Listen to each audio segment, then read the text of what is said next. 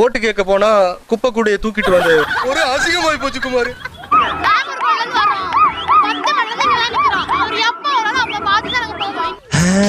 இப்பதான் பிரைட் ஆரம்பிக்கிறான்.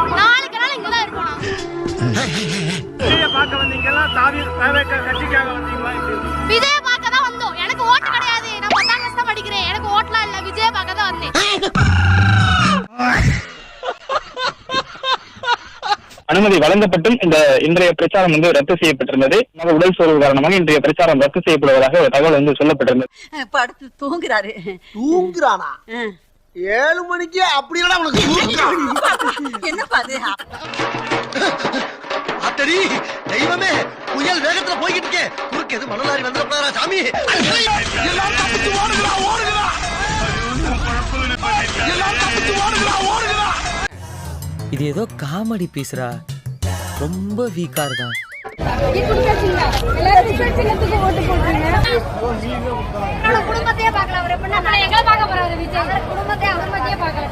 அப்படியே கேட்டான். ஆமா, இன்னும் அசிங்க அசிங்கமா கேட்டான். நான் கேட்காத மாதிரி வந்துட்டேன். தன் ஒரு உரிமையான ஒரு ஒழுக்கத்தை அவரால் காப்பாற்றிக்க முடியல இல்லைங்களா? குடும்பத்தை இவர் பார்க்கல, ஏன் பொதுமக்களை பார்க்கறதுக்கு வந்தார்? செருப்பெல்லாம் வெளியே விட்டோம்னே.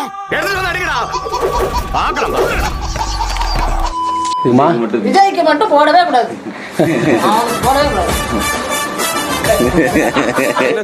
எல்லாம் கேட்டேன். அவளாச்சு சாப்பிட்டா சொன்ன, நீ ரணகலமா சொல்லி என்ன உசு பெத்தி அளவப்ப. அவனை மட்டும் மந்திரியாவே ஆக்க கூடாது. நாடு குட்டிதாரா படும் தமிழ்நாடு. இன்னும் 10 நாள் தான் கட்சி முடிச்சு விட்டுருவோம், அவ்வளவுதான். என்னமா நீ வெத்தலை பார்க்க போற மாதிரி சொல்லிக்கிட்டு இருக்க? கூட்டி அற வச்சவரு கூத்தாடி வராரு, செல்வங்களை சேர்த்தவரு செல்லா காசா வராரு.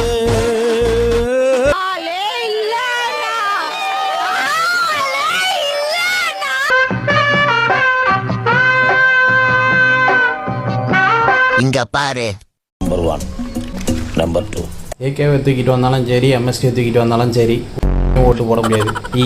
பேரு புகழ் கொண்டவரு தேருக்குள்ளே வராரு, மத்தியில ஊமத்தோர வராரு.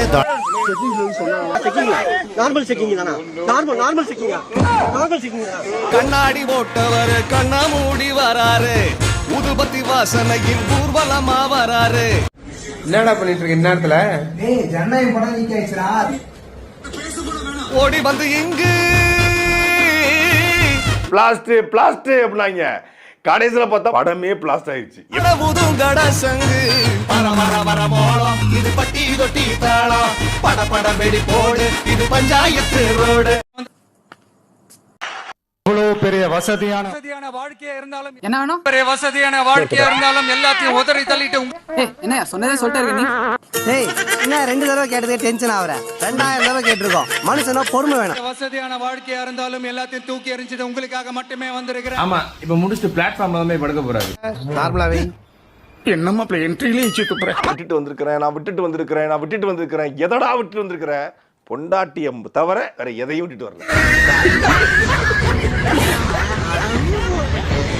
அத்தனை வலிகளையும் தாங்கிக்கிட்டு ஏப்பே விடாம பேசுற பார்த்தா ஒரே டயலாக தான் ஊருக்குள்ள சொல்லி தெரியற போல இருக்கு. அத்தனை வலிகளையும் தாங்கிக்கிட்டு. என்ன வலி ராஜா உனக்கு? இந்த சின்ன பிள்ளைங்க எல்லாம் ஜிப்பு போடும்போது மாட்டிக்கிங்க, அந்த மாதிரி ஏதாவது வலியா? அக்கில்ல கட்டி வச்சா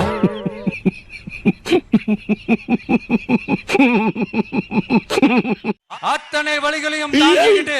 அப்படி பொத்திண்டி நில்லையா ஓரம், உஜாலாவை எடுத்து உச்சியில ஊற்றிட்டு இருப்பான் போய். இன்னைக்கு அந்த கரடியை கொன்னே ஆகணும் அப்படின்ற ஒரு நோக்கத்தோட அவன் வரான். அதே மாதிரி ஏமிங் பண்றான், அம்பு போறது ஜஸ்ட் மிஸ், ஒரு நூல்ல மிஸ் ஆயிடுறது கரடி. அந்த கரடி தற்கொலை பக்கத்துல போய் நிக்கும் போது அந்த தற்கொலை பேச ஆரம்பிச்சான்.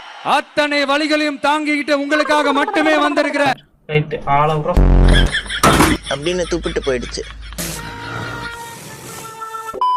நடித்திருந்த ஜனநாயகன் படம் முழு படமும் இணையதளத்தில் வெளியானதாக தகவல் கிடைத்திருக்கிறது. அன்னைக்கு தெரியாதனமா ட்விட்டர்ல ஷேர் பண்ண கிளிப்ப பார்த்தேன். இன்ட்ரோ பார்த்ததும் வாந்தியே வந்துருச்சு.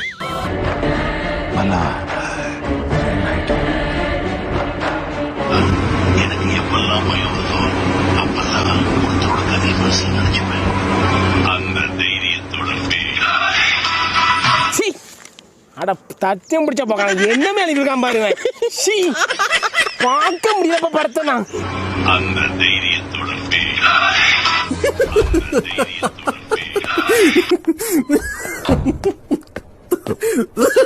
உனக்கு யார் இந்த கேரக்டர் கொடுத்தா? டைரக்டர்.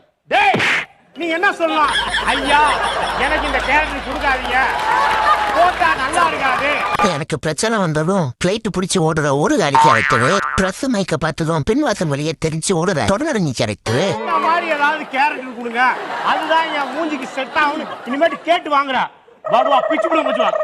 அந்த 6 நபர்கள் அரசியல் பின்புலத்தை சேர்ந்தவர்களா அல்லது இந்த படத்தை அவர்கள் தான் அதில் வேலை பார்த்த நபர்கள் யாரேனும் அப்லோட் செய்திருக்கிறாரா என்பது குறித்தான தகவல் இன்னும் சற்று நேரத்தில் தெரிவிக்கப்படும். உனக்கு கொஞ்சமாவது அறிவு இருக்காயா? நான் மாட்ட போறேன்டா கொஞ்ச நேரத்துல. ஏண்டா என் கையிலயும் ஒரு மச்சம் இருக்குடா. யார் வெளியிட்டு இருக்க வாய்ப்பு இருக்கு அப்படின்னா எம்ஜிஆரை காமிச்சிட்டு விஜய் காமிக்கிறாங்க. உன்னை பார்த்தாலே தெரியுதா நீ இந்த வேலையை செஞ்சிருப்ப.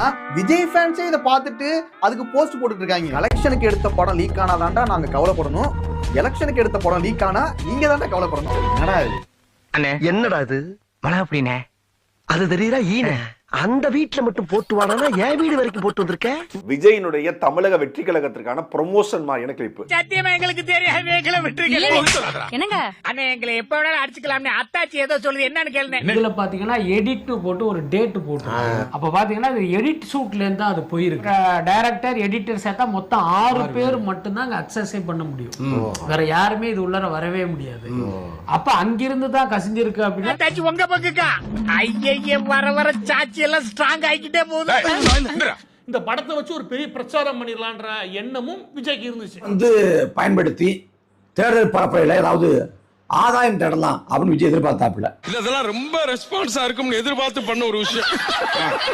ஆனா எதுவுமே இல்ல. தளபதி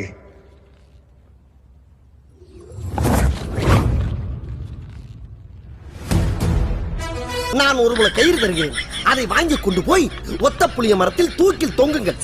இப்ப படம் வெளியாகான்னு தெரிஞ்ச பிறகு ஒரு சில்லறத்தனமான வேலையை செஞ்சுட்டு இருக்காங்க. இதெல்லாம் ஒரு பொழப்பா பாஸ்?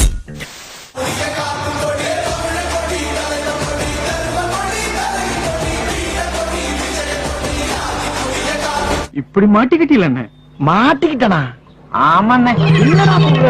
வாக்கு சேகரிப்பின் போது பண அபிஷேகம் செய்த இளம்பெண் தாவேக்கவை சேர்ந்த சோனா என்பது பிரபல கஞ்சா வியாபாரி. உள்ள வச்சு விசாரிக்க வேண்டிய விதத்துல விசாரிச்சா உண்மையை சொல்றானுங்க.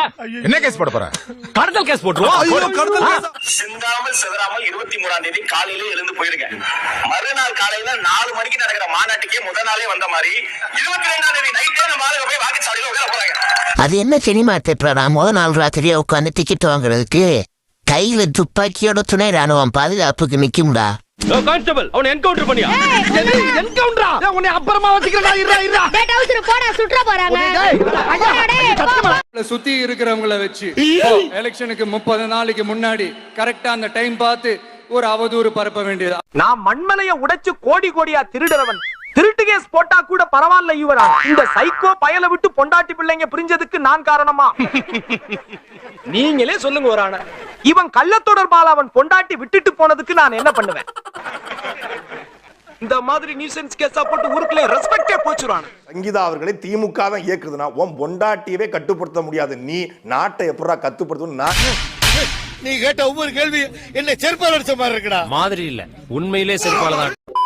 தலைவருடைய மனுக்கு இன்னைக்கு ரிசல்ட் வந்திருக்கு. டிஜிபி மாத்திட்டாங்க. இன்னைக்கு நம்மளுடைய தலைவருடைய பிரச்சாரத்தை யாராலும் நிப்பாட்ட முடியாது. வில்லிவாக்கத்துல விஜய் அவர்கள் வரவே கூடாதுன்னு சொல்லி நீங்க பிரச்சனை உருவாக்க அவர் குடும்பமும் சரி இங்க வந்து எல்லாம் போய் சார். இன்றைக்கு தமிழக வெற்றி கழகத்துடைய தலைவர் அரசியல் கட்சியை ஆரம்பித்தாரோ அன்றே சிறுபான்மை என்ற வார்த்தையை தூக்கி எறியப்பட்டு இனிமேல் தமிழக வெற்றி கழகம் சிறுபான்மை மக்கள் சொல்ல மாட்டோம், எல்லோரும் சமம் என்கின்ற மனிதத்தை உருவாக்குவோம். ஜோசப் விஜய் ஆகிய நான் சார்ந்து விட்டாரு. நான் ஒரு சிறுபான்மை சமூகத்தில் வந்தாலும் என்னுடைய பெயரை எத்தனையோ பேரை பார்த்திருக்கேன், ஆனா உன்ன மாதிரி மாத்தி மாத்தி பேசுற தாயோட பார்த்ததே இல்லடா. நீங்க சொல்றீங்க, தொடர்ச்சியா கேக்குறீங்க, ஏன் அவர் பிரச்சாரத்துக்கு வர்றதுக்கு அப்ளிகேஷன் போட்டாலே பயம் வந்துடும். தொட்ட நடிக்கணும், அந்த பர்மிஷனை கேன்சல் பண்றாங்க. எத்தனை தடவை இதே பொய்ய சொல்லுவீங்க? விஜய் கேட்கும் தேதியில் கேட்கும் நேரத்தில் தேர்தல் ஆணையம் பிரச்சாரத்திற்கு அனுமதி கொடுத்து வந்தாலும் திட்டமிட்டபடி விஜய் பரப்புரைகளில் பங்கேற்கவில்லை.